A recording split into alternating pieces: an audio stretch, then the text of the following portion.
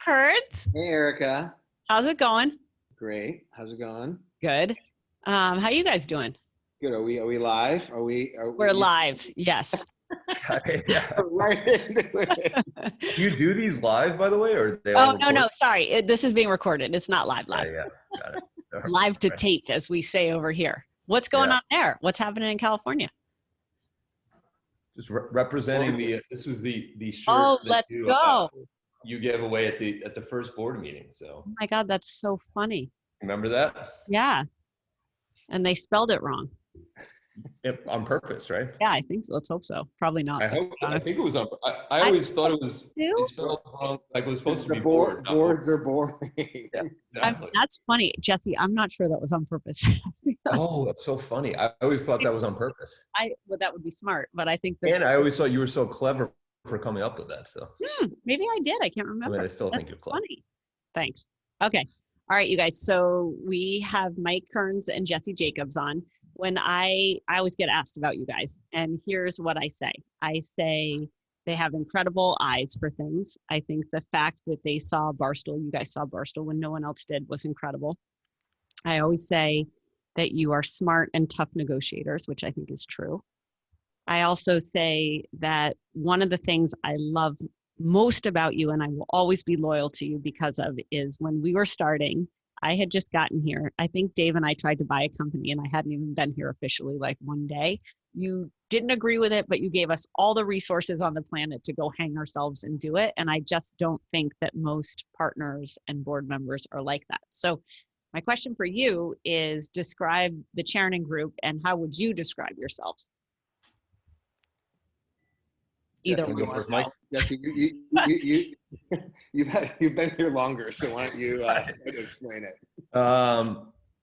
Yeah, look, I think what Mike, Peter, and I have tried to build is an investment firm that's different in the sense that, to us the most important thing is does a company have an extremely strong brand and know exactly who they are and what they do, and they're unapologetic about it, right? And it doesn't have to be that they reach 7 billion people in the world, or they've got 2 billion people on their app every day, but that the people that they reach every day are passionate about it, that they care about the creative and the content, that the fans and the followers and the audience who's into that brand is so obsessed with the brand that they're willing to demonstrate their loyalty by buying a t-shirt, going to a live event, subscribing to something, donating to the Barstool Fund.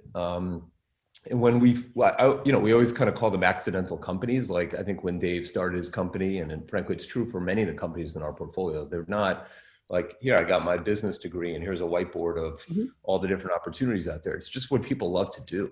And then all of a sudden it turns into a company at some point. And they're like, what the fuck is going on? How do I build this? How do I scale this? What do you mean I need somebody to help with legal? And like, I don't understand why my personal checkbook isn't the company's checkbook.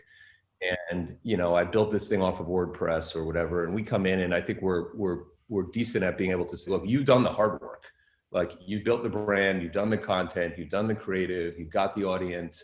Like, let us help you with the easier part, which is like, helping bring in management, scaling the company. And just time and time again, we just go down these rabbit holes looking for these brands that people are passionate about.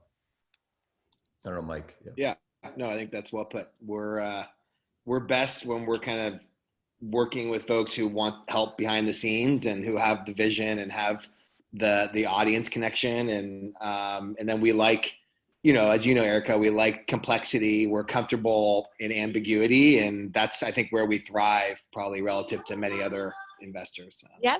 And talk a little bit about the portfolio. Like, I think one of the, I think you're exactly right, Jesse, is accidental companies. I think that's actually a brilliant way to put it. But the other appreciation that I have for you is it's not one note. It's not sports. It's not food. It's not gambling. You're really, every time I talk to you guys, you're talking about something completely new and different that has nothing to do with anything else we've ever talked about. So talk a little bit about the brands that are in your portfolio and really some examples of how they bring that to life.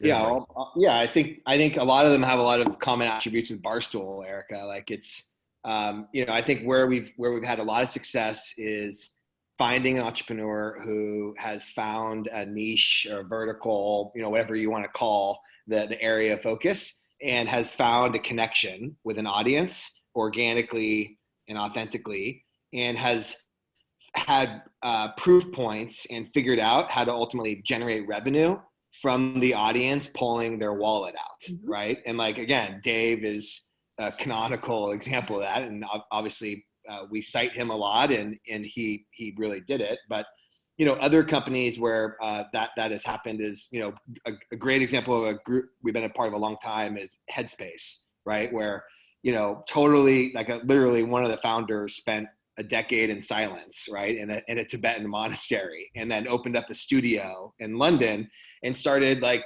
communicating and helping people with mental wellness and meditation. And then his co-founder had the idea of bringing it to the internet, and it just took off.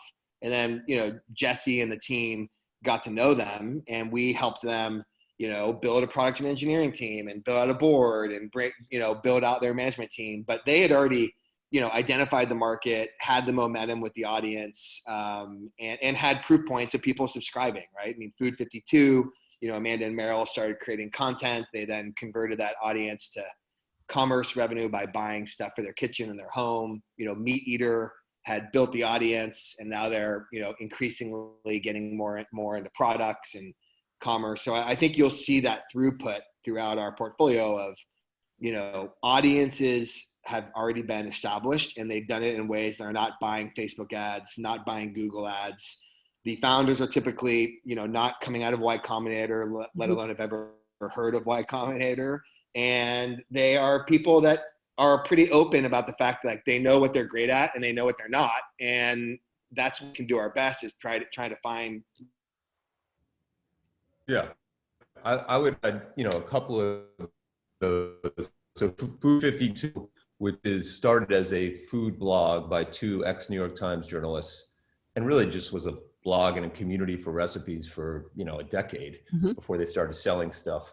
Hodinky, which was started by a guy 12 years ago as a blog. So it's not an accident that Barstool and Food 52 and Hodinky were all started as blogs by individuals who were not looking to start a business. They all started advertising supported to start. And then it's like, all of a sudden you realize, like, hold on a second, like, I don't know, Omega is paying me a bunch of money to advertise their watches to my audience. Why don't I sell my own watches, right? Food 52 is like, hold on a second, I'm getting paid a bunch of money by this brand that has aprons and rolling pins. Like, why don't I sell my own? So I think that the migration from content to commerce, which people talk about a lot, I think is really powerful in these brands that have spent so many years building trust through content.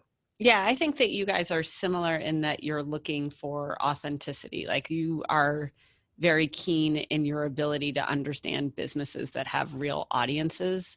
I think so many venture firms and so many VCs or investment folks are just looking at the stats, which you can manipulate and you can tell a story however you want to. But I think you guys have a great sense of street feel.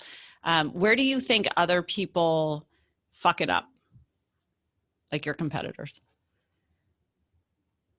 Well, I don't know. I mean, things that we don't do maybe is a good way to, rather than talk about what other people are, we don't like investing in businesses that have raised a bunch of money that don't have organic audiences, right? So I think a big problem out, you don't need to hear it from us, you already know this, but your audience, too many companies are raising too much money, and they should just they should take a slower approach early on and get more leverage on their business model.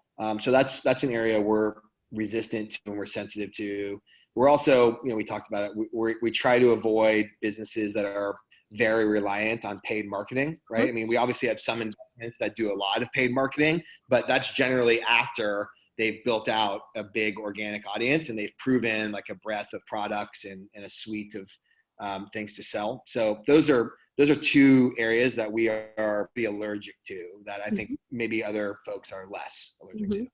And how have you guys thought about, I mean, we've been together 5 years, almost 5 years. Like, how have we changed in your, like, what's your vantage point on Barstool?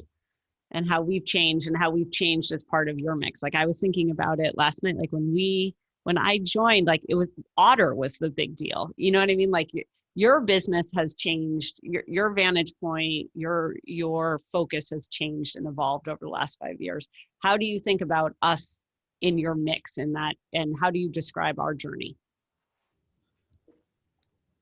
Yeah, I mean, I'll start. I mean, there no question there were discussions early on. I mean, there were discussions about you and how your own career would be impacted by being part of Barstool, Erika. And I think it's come out publicly and said you've lost friends, you've lost business relationships. But on the flip side, I think your conviction and your bet on Dave and this brand has catapulted your career because you've catapulted Barstool. And I think in some respects, there are probably some entrepreneurs out there who don't want to work with TCG because we have been a partner and a supporter and an advocate of Barstool over time. But I think there's 99% more who call us and like, I want to build a Barstool Finance. I want to build the Barstool Crypto. I want to build the Barstool fucking crafts or whatever. And, that I think has certainly helped us. And I do think that's less of anything that we've done. And it's more about what you and the team have been able to do in terms of like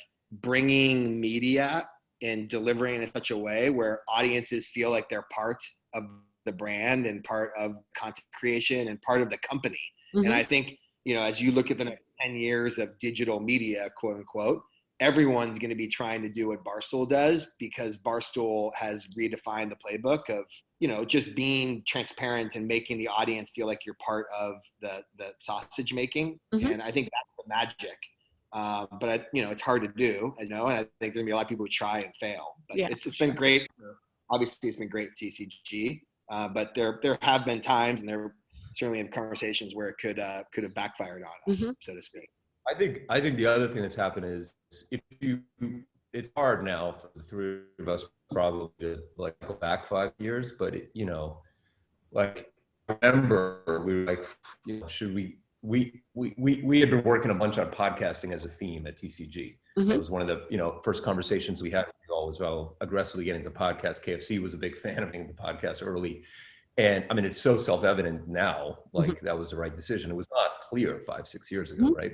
Remember, I like, oh my God, we got a show on Comedy Central. Oh my God, like yeah. ESPN. I remember that Comedy Central thing was like, I can't believe it. It was still such a big deal. It was such a big deal. Like and I think the interesting way, like nobody would give a shit about having a TV show on linear television today. Certainly, mm-hmm. Barstool doesn't think twice about it, right? Mm-hmm. It hasn't been part of your strategy for years now. But I think like the industry has changed so much, today it's like, I want to build the Barstool for this, not the ESPN for this. Mm-hmm. And you guys have led that change by literally showing the blueprint for how to go about doing it, right? So now like this whole idea that, and we talk about this a lot with our other portfolio companies and we look for it in companies that we're trying to invest in, but like every individual who creates content like your audience isn't just a Barstool brand, it's the constellation of the individuals who all carry the torch and who all have their own individual brand. So like we'll say to our other, like, yes, you should care about the Instagram account for company X, Y, or Z, mm-hmm. but you should care as much about your own and the content mm-hmm. that you're doing. Or we'll tell them, they're like, well, we should be doing more video, and who can help us do video? And I'm like, motherfucker, just like your iPhone has a great video camera. Here's an idea. Do you have a phone? Like, I want to raise $5 million to start a podcasting company. I'm like, well, have you ever done a podcast before? And they're like, no. I'm like, well, press play on your iPhone. Yeah. Upload it to iTunes and see how it goes before you ask for money. Yeah. Like, you guys have, I think you've like written the playbook on that. Hmm. Yeah.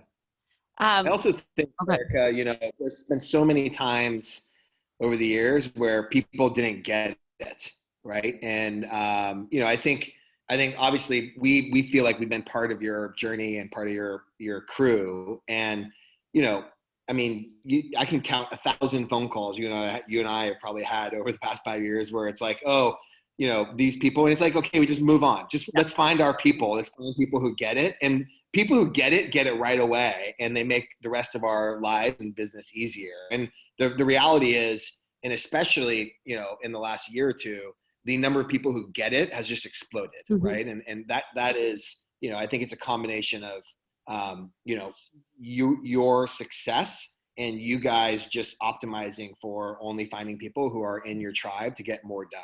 So Yeah. it's a testament to you all. I think that also, I think Dave and I have always really appreciated, I know I've really appreciated it, which is, I think the partnership between the four of us and even KFC and Dan and K Marco, like the partnership with you has been so special. Like so much of what's really made Barstool work is chemistry and communication and just being connected. Like there were so many times, I mean, Mike, like we have had thousands of phone calls, like, and Jesse too, like text messages of like, there were so many times where you guys could have just freaked the fuck out. You know what I mean? Like, this is unacceptable.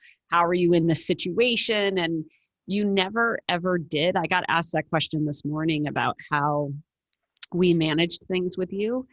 And my answer was we didn't, because we never had to. And that was always, frankly, I was so grateful for it always, because it was enough to manage Dave, the company, whatever crisis we were in. And then there was going to be another crisis after that. And you guys were never something we had to manage, which I think is I think that's very rare. It's like truly a partnership.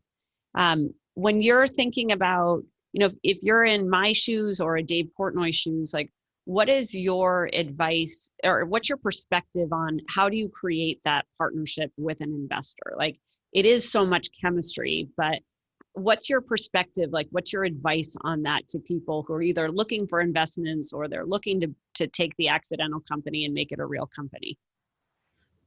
Yeah, I mean, the two things that come top of mind, by the way, on never having been, there never having been these sort of issues with what went on. I would always get fired up defending Barstool because I'm like, people would say, oh, this or that. And I'm like, have you actually read any of it or listened to any of it? Thing. And it was like, no. Single thing. No, saw Yeah. one fucking headline. So Yeah. that stuff always drove me crazy. Yeah. But to me, it's about two things. One is like honesty, transparency, bad news, like just like whatever it is, like I was telling a company we invested in, like we already invested, like we're not taking the money back. Like at this point, like just tell us the bad news so we can, we're in. Like that's really important. And then the second thing is having no ego around communication flow. And by that, I mean, like, you obviously know whether you text or call Mike or Peter or me. I mean, it doesn't, none of us care. Yeah. But at the same time, you also don't care if Big Cat or KFC or Dave or K Marco or whomever reaches out to any of us. And it's like, I entrepreneurs or leaders who feel like they have to like control the message so tightly. It just, A, like investors see through that. And B, it's not healthy. Like you have to lose your ego on that stuff. So that's great. I would say too, like, we, at the end of the day, you and Dave and Dan and the team, like you guys have a billion times better ideas than us. So our job is just trying to like get out of the way and make sure you have the, like you said before about the M&A, just go do it. Right. And just make sure stuff's out of the way for you to get it done. So that's the other thing is I feel like a lot of investors want to get more involved and want to do more, and it actually creates another barrier and another like level of inefficiency for operators and entrepreneurs. And you guys had such amazing success out of the gates. Like at that point, it's like, just tell us what we can do to make life less difficult for you at the end of the day. And honestly, more and more that's just staying out of the way, right? And also, I think there's a big thing on listening. Like I always felt like you guys were really great listeners. Like I can remember having a call with Jesse. I was in the airport somewhere. I don't know. I think I was in like California or Texas or something. I was about to take a red eye and I wanted advice from Jesse on like television, basically. I can't remember what it was, but I think that it's like answering the call when somebody needs it and answering the questions they are saying they have, but also answering way bigger questions than that. And I think you guys have done a really good job of that. And I think that makes the people either in Dave's shoes or my shoes feel more confident, which is you have someone who you can be vulnerable with. Like we haven't always known what we're doing. Like, to be honest with you, we've made a ton of mistakes.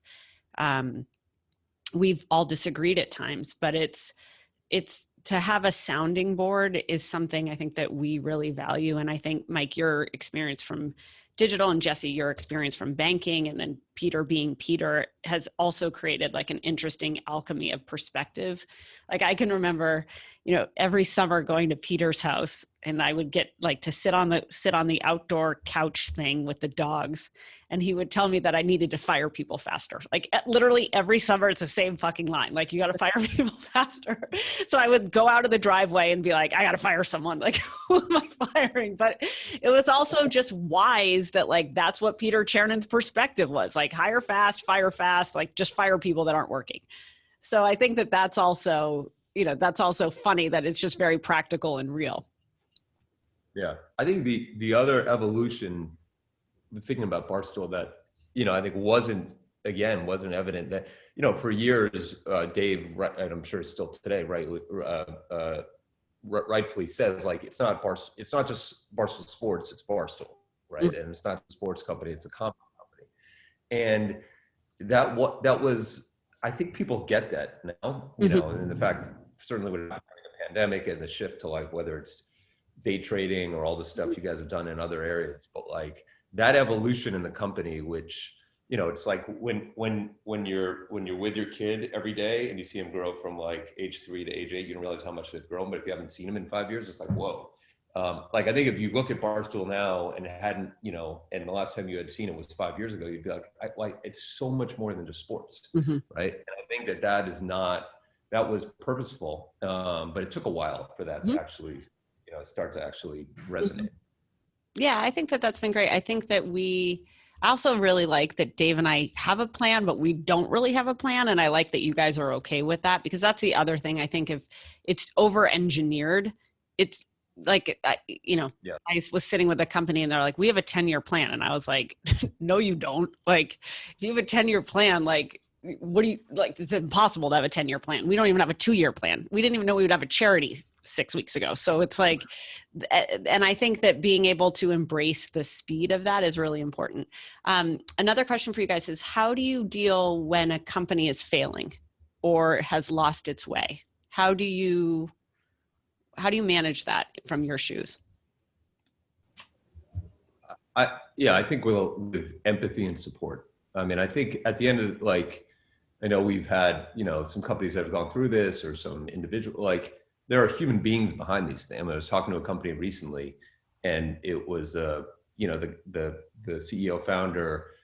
There was some questions like, what do I want to do with the future of it? Should we, I don't know, is this going to work or not? And I'm like, first of all, don't be like, just tell me everything. Because at the end of the day, it's your life. It's yes, it's meaningful to us, but like, it's way more meaningful and important to you. And like, your happiness and you being able to get out of this feeling like you did the right thing for yourself and you're in a healthy state of mind is the most important thing. So you get to have a ton of like personal empathy.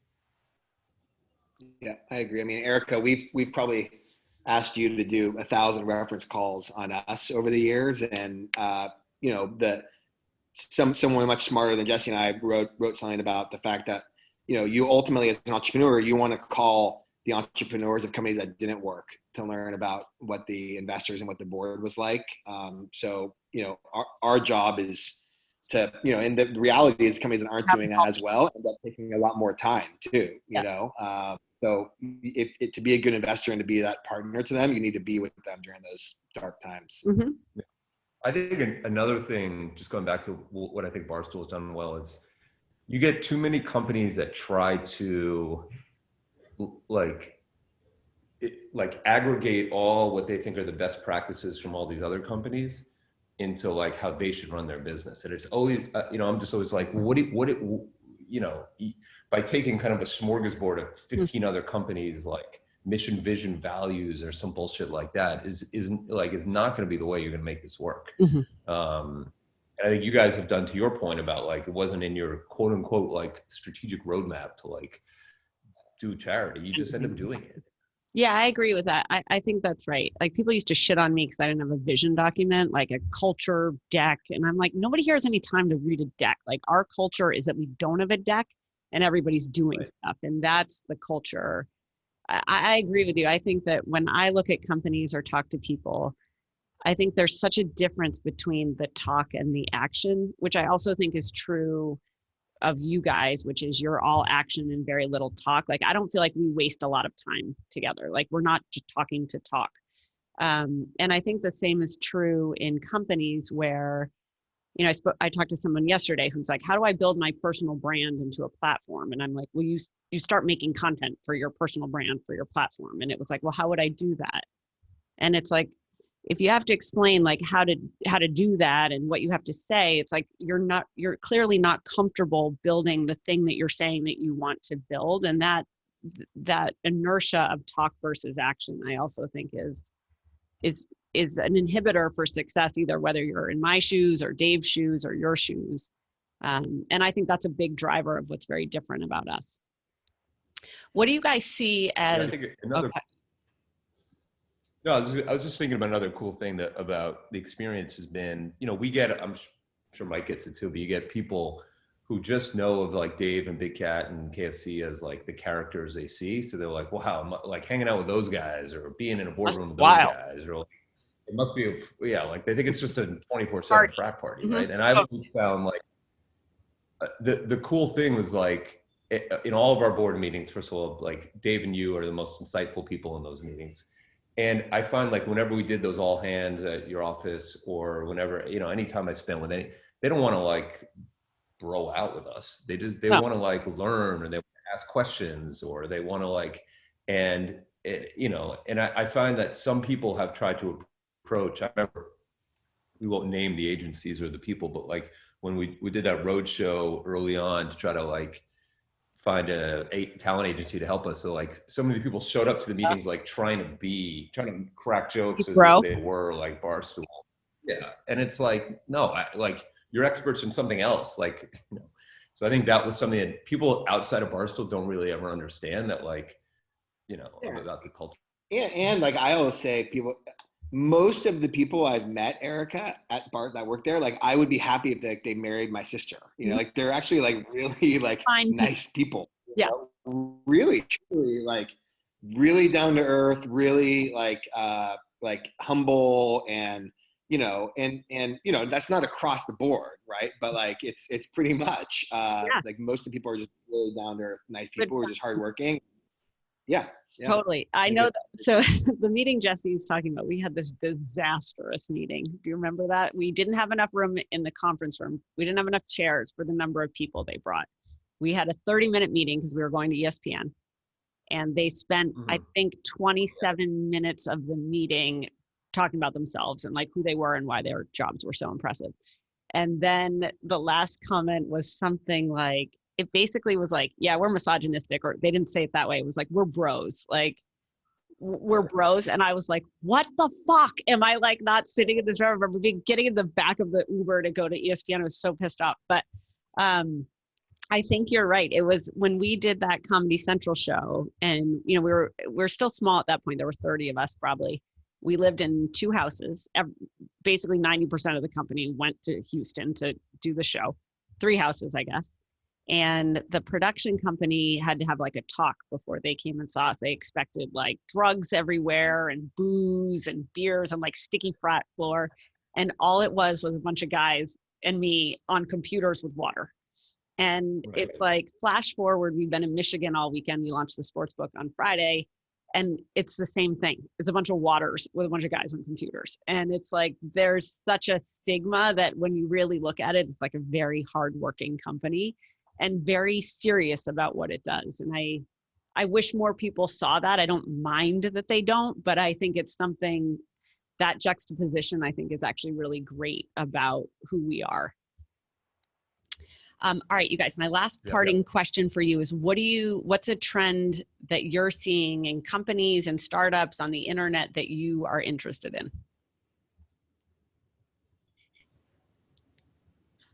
I'll give you one. I mean, no surprise to Erika, but like collectibles and cards, whether it's physical, collectibles or cards, or digital, frankly, we're kind of obsessed with. So it's we started looking at about 9 months ago, and I've gotten deep into, and I've made one investment, and I'll do a bunch more in it. But The interesting thing about it is there's this whole world of like, oh, how do I bet on sports? Okay, now you can bet on sports in so many states.